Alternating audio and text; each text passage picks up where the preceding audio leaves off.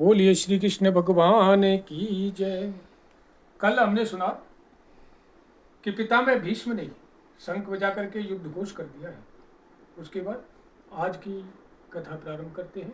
श्रीमद् भागवत ज्ञान तत्संखाश्च भैर्यश्च पणवान गोमुख सहसेवाभ्य हन्यंत सशब्दस्तु मूलो अभवत।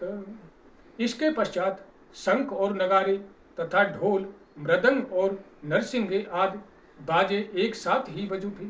उनका वह शब्द बड़ा भयंकर हुआ।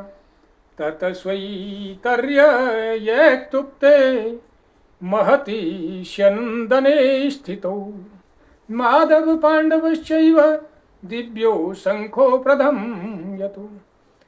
इसके अनंतर सफेद घोड़ों से युक्त उत्तम रथ में बैठे हुए श्री कृष्ण महाराज और अर्जुन ने भी अलौकिक शंख बजाई। पाश्यजन्यम हसीकेशो देवदत्तम धनंजय पौंड्रधम्मो महाशंखम भीमकर्मा ब्रकोदर।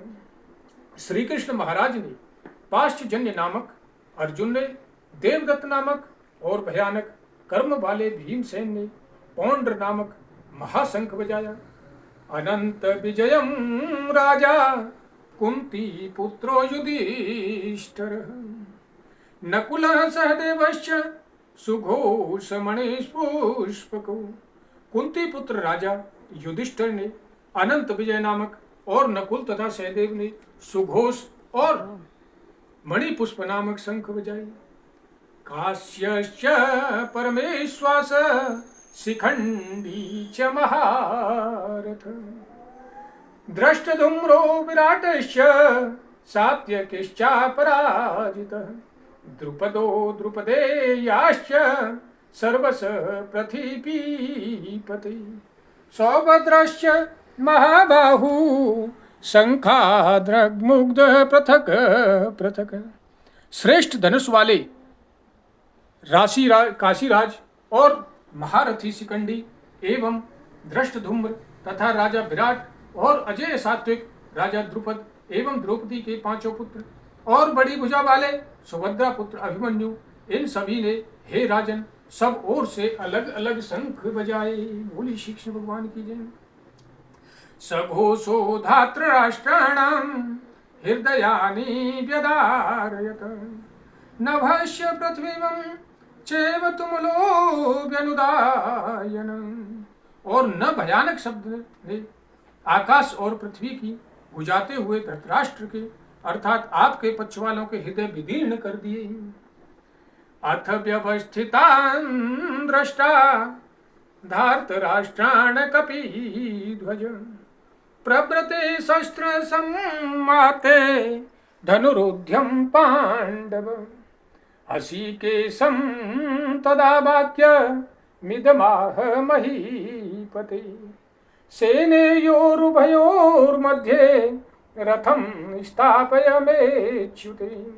हे राजन, इसके बाद कपिध्वज अर्जुन ने मोर्चा बांधकर डटे हुए धृतराष्ट्र संबंधियों को देखकर उस शस्त्र चलने की तैयारी के समय धनुष उठाकर हसीकेश श्री कृष्ण महाराज से यह वचन कहा, हे अच्युत, मेरे रथ को दोनों सेनाओं के बीच में खड़ा कीजिए। यावदेता त्रिरिच्छेहं योद्धुकामानवस्थितान् केमया सह योद्धव्यमस्मिन् मरण समुद्र में। जो और जब तक मैं युद्ध क्षेत्र में डटे हुए युद्ध के अभिलाषी इन विपक्षी योद्धाओं को भली भांति प्रकार देख लूं कि इस युद्ध व्यापार में मुझे किन किन के साथ युद्ध करना योग्य है, तब उसे खड़ा कीजिए।